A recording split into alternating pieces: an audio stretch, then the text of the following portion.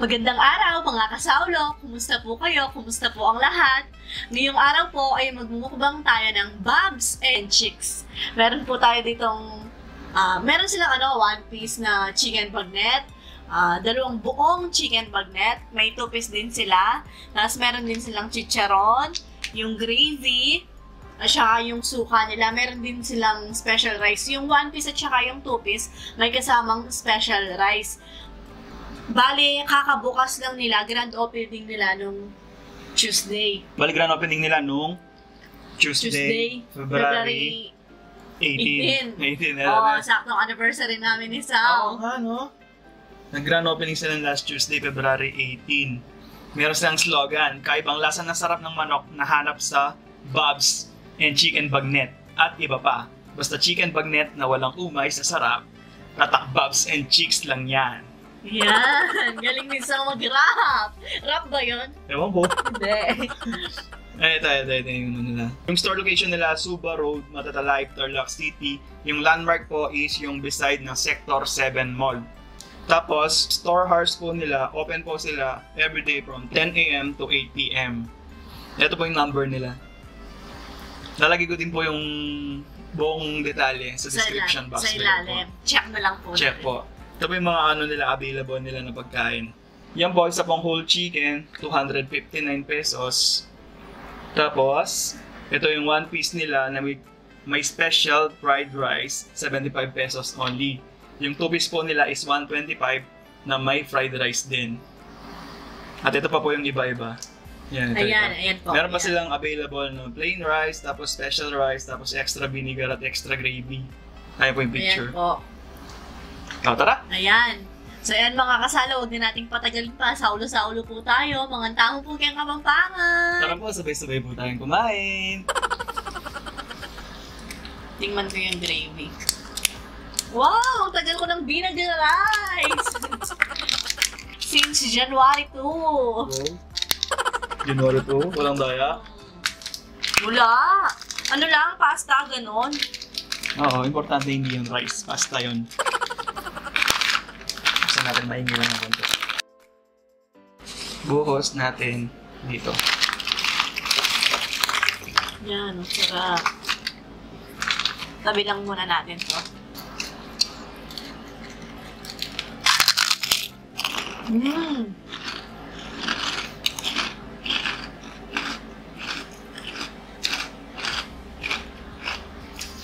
Wala mo ng suha, Sao.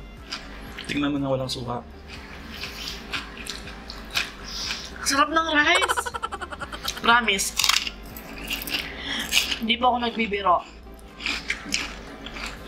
Visit po kayo sa ano nila, sa store nila. Ay, grabe. Try natin yung chicken. Pwede din po kayong kumain doon. Memorderin ko na po to. Dinig ba yung pagka-crunchy? Memorderin ko na to, Sao. Memorderin nyo nga, kawawa. Try natin ng walang suka tsaka gravy.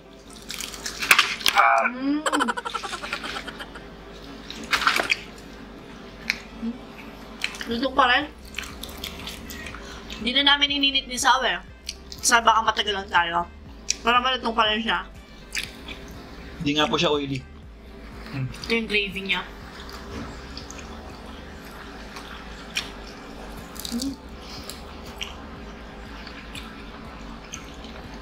Walang kalasa yung gravy nila sana sa mga fast food.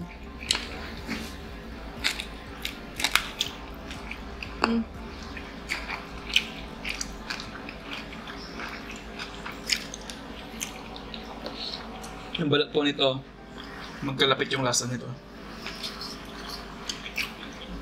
Pero yung rice masarap talaga. May kakaibang lasa siya.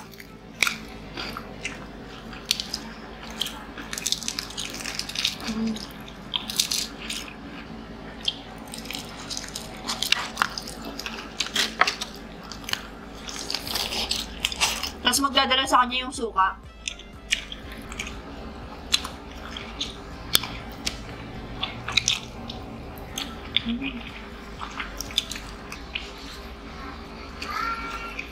Try natin with gravy yung ano. Chicharon. Oh, saan ka nakakita ng ano, ha? Chicharon tas gravy.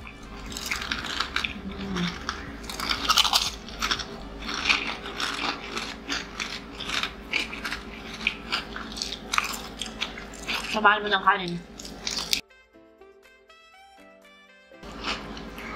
Sipin nyo, yung biyahe nila, 2 hours, gano'n. Pero malutong pa rin yung chicken.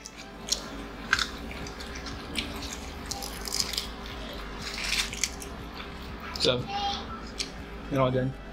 Thank you. Ayun, meron ako. Ito.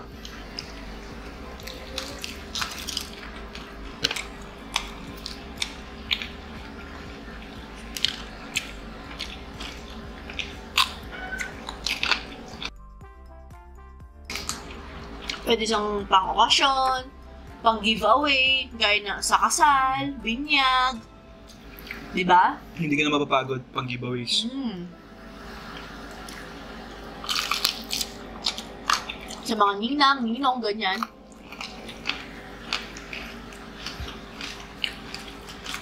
Waka. Pinakagusto ko yung ano nila, yung rice. Sarap. Mukha nga po Tapos siyang yung masarap, chicken. oh. Di ba po masarap? Yun yung rice.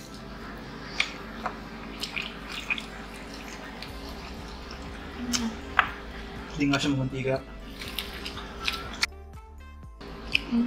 Wala po tayong gulay ngayon. Yan ang hali po ng gising. So,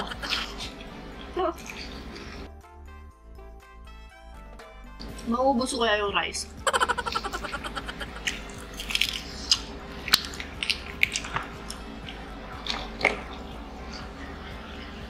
Wala nang rice dito. Isa pang rice.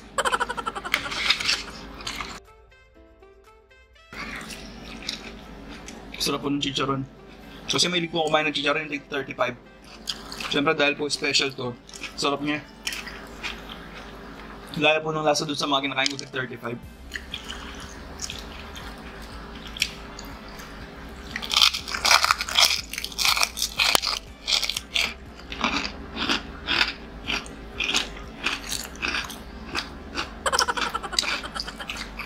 So magtataka po, magkaiba po talaga lasa.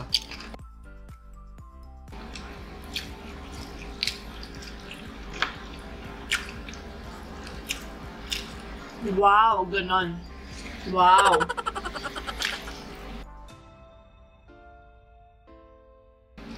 Parang binabad siya sa tanglad. Alam mo yung lasa ng lechon, ganon. Tsaka yung gravy yung hindi siya lasang harin niya. Kasi yung pag kumakain ka ng ganyan, yung mga ano, kasi kumakain tayo ng ganun eh. Lasang harin na yung ano nila. Gravy.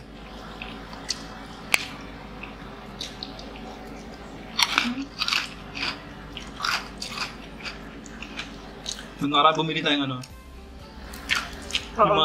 yung mga ganun manok. Tapos kumain tayo sa Jollibee.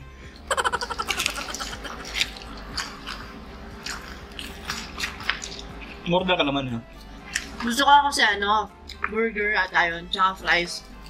Nung in-order ko. Para makatipid kami, bumili kami sa labas ng ano, manok. Kanto fried chicken. 10 yung binili natin. Oo, kanto fried chicken, gano'n. Sarap, yaman, manyaman.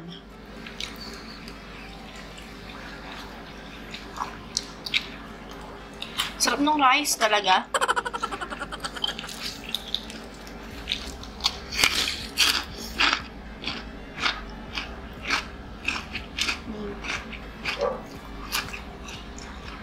Sarap ng rice, no? Subukan ko po kayong kanin, oh. Ha? Kahit mukhang masarap, ayaw kong tingnan. Napakanin ako sa Bob's and Chicks. Sarap.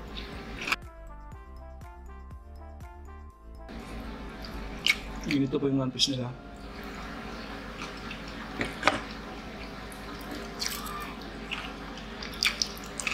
Budget meal na siya.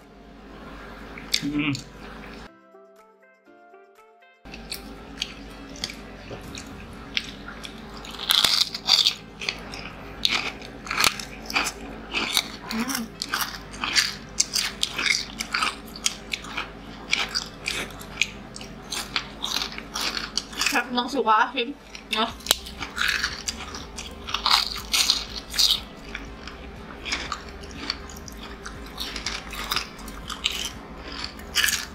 Ordering na ulit.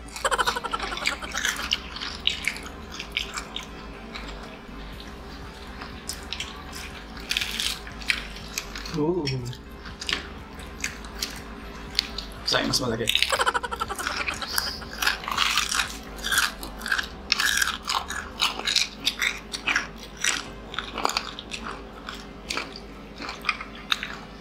Nabot ng leg. Ito yung masarap sa manak na.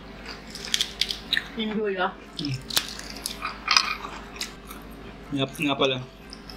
Shoutout kay Para Roel. Siya yung may kasalanan bakit kumakain ako ng leg. Ano yan yung buto ng leg ng manok? Bakit? Kasi nung high school kami, nung umuwi kasi kami sa may triangle, bumibili kami lagi, tig-7 pa yung leg ng manok man. Mura pa nun. Mura pa nun, tapos kinakain ko, balat lang. Tapos siya, kinakain daw niya yung buto. Tapos tinanong ko, bakit? Sabi nga niya, 7 pesos na, ano pang 7 pesos na kakainin mo? Sabi niya, yung balat lang. Kaya yun, natuto ako kumain ng Pati yung buto? Oo. Mama ka pa butol nga ni Par. Ano? Butol? Butol. Buto. Parang lakson.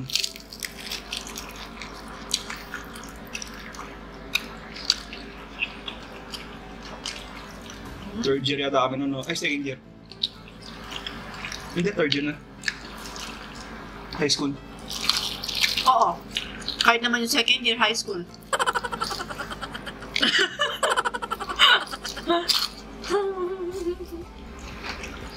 Di ba po?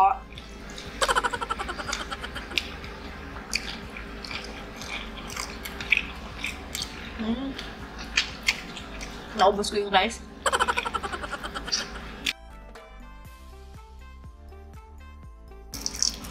Ooh. Panalo. Ah. Ito. Na?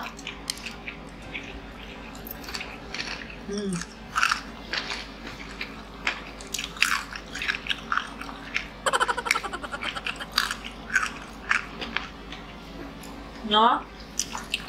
Dinig po ba?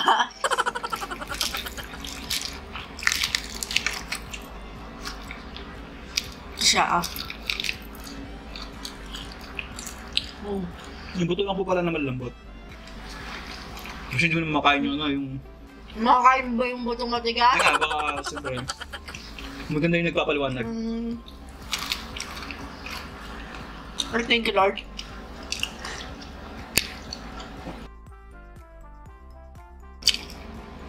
Gusto ko na? Ganun pala yung feeling. Nang? Tagal mo nang di nakakakain ng kanin, tapos ganitong kanin yung makakain mo, sarap.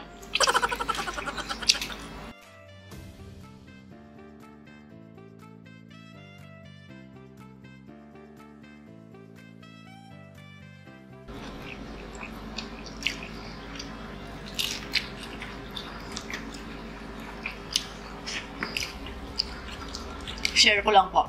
Nakakaiyak kanina yung no? Yung bulaga. Yung may mga anak na autistic. Umiyak na naman ako. Grabe, pinayak na naman tayo ng bulaga. Dati kay MGS. Ngayon ito bulaga.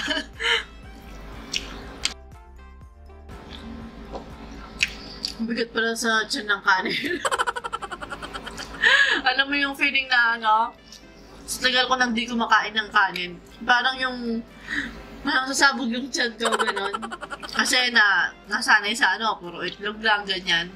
Pag di tayo nagmumukbang, itlog, manok, na prito, ganyan lang. Tas gulay.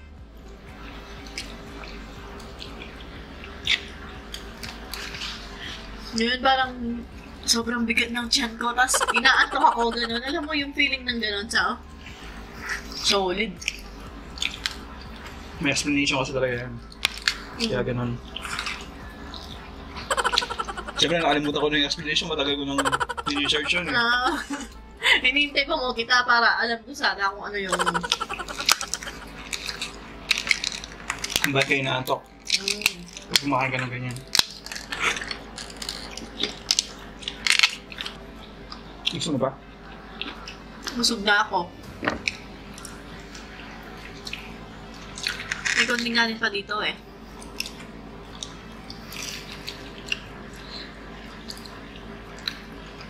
Huwag na, papak na lang tayo ng manok.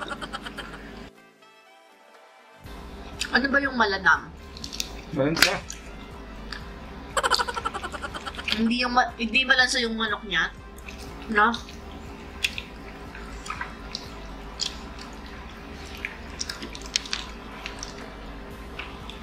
At saka, kung ba'y sumasapal, hindi siya ganun.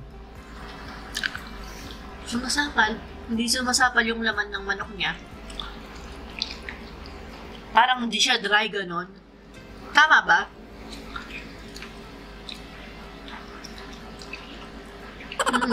Hindi siya dry. Basta hindi siya sumasapal.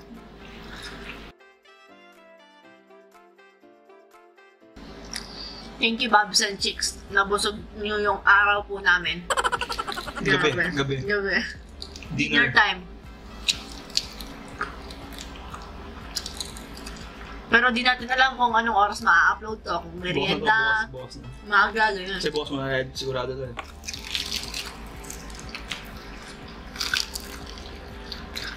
Ngayon ma-upload. Napanood na nila. Oo nga, ano. Ang galing. Ay, thank you, Lord. Sarap ng kanin.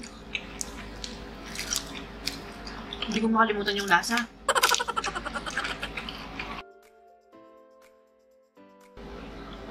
Puno yung tiyan. Tingnan natin kung ano lasa ng gravy at saka suka.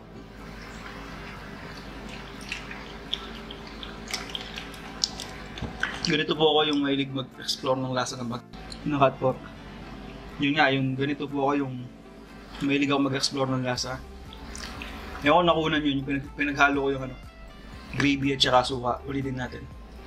Baka hindi nakunan. Ito pa, may gravy pa dito, nakabukas. Oh. Pwede na eh. Gustong-gusto ni Sao yan eh, yung naghahalo yung Sa mga hindi sanay sa hindi naman ganito kumain, siyempre talagang pakit yung lasa sa kanila. Lalo na yung mga picky ganyan. Pero yung mahilig din mag-explore na pag-aaluhin mo yung ganyan at saka ako naawa na nga kay Sao eh. Tawa siya, tinatawanan niya ako. Sao, parang naawa na ako sa'yo. Sabi ko, gusto kong pinag-halo-halo sa bibig ko yung kinakain ko. Sabi niya sa akin. Sabi niya, di ba masarap? Sabi niya. Tsaka yung tatay ko, ganun.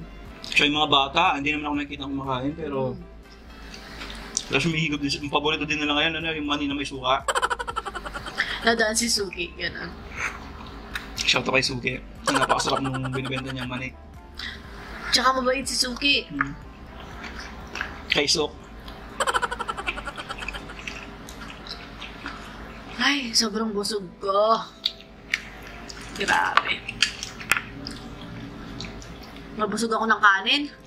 Doon ako mabilis na nabusog ako sa kanin. Kanin talaga. Kasi, konting sample. I-hold ng katawan mo yung kinain ng fats niyan. Parang gaganyanin niya, Tapos ilalagay na dito sa baba ko, tsaka dito sa... Billy, pag kumain ka ng carbs tsaka fats. Lalagay niya dito sa bilbil ko, tsaka dito sa bilbil ng baba ko, gano'n. Tapos una niya munang tutunawin yung sugar. Siyempre, yun nga, yung mag-convert yung kanin ng sugar. Ganun yung explanation nun. Hindi naman magaling, baga, nabasa ko din yun. Nabasa ko lang din. Thanks, Doc Ryan. Hindi, ayan Dr. Eric Berg. Oo. Siya yung pinapanood ko dati. Napapanood ko din yun. Magaling yun mag-explain. Hindi yung bara-barang Tsaka, explain. hindi po siya, siyempre, for all about, po yun, low carbs o keto diet, ketogenic. Siyempre, kung hindi naman po ganun yung diet nyo, hindi po kayo magkakasundo. Ganun talaga po yun. Hindi po kayo magkakasundo kung vegetarian ka, may keto siya. Siyempre, respect po ang tawag doon. Ito, ganito yung dieta niya, pipilit niya ganito. Siyempre, ganun yung bagay sa katawan niya.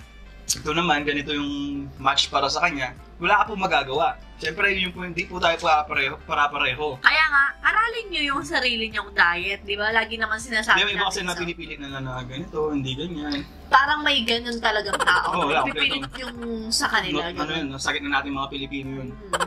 Yung alam natin lahat, ganun. Minsan kahit hindi Pilipino, gano'n, di ba? Hindi, mga Pilipino talaga tayo, Pilipino. Tignan mo, parang si Sawi, pipilit yun sa kanya. Alam natin lahat yung tipong, alam mo, natutuwa lang ng konti, matalino ka na, ganun. Ganun po tayo mga Pinoy. Masakit man aminin, pero sakit po natin yung mga Pinoy yun. Pero mas magaling tayo sa mga ano. Hindi naman sa ano.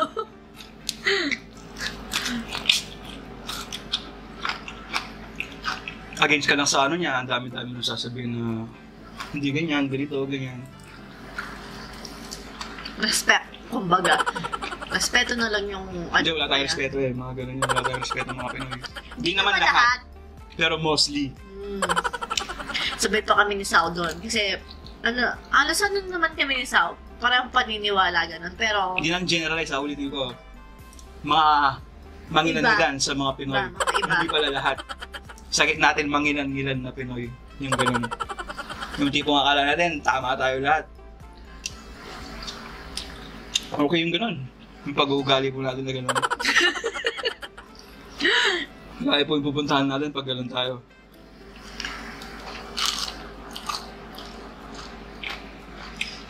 Parang ikaw na to. Joke. Joke lang po.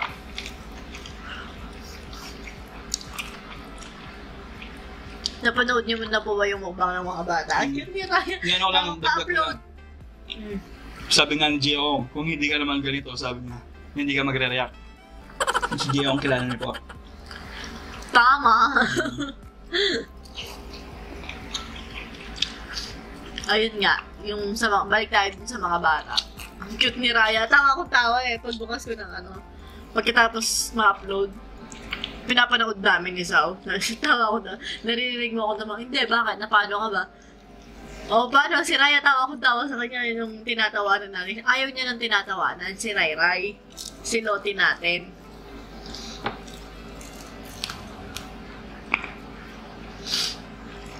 Ayan. I thank you, Lord. Thank you, Lord, for this meal.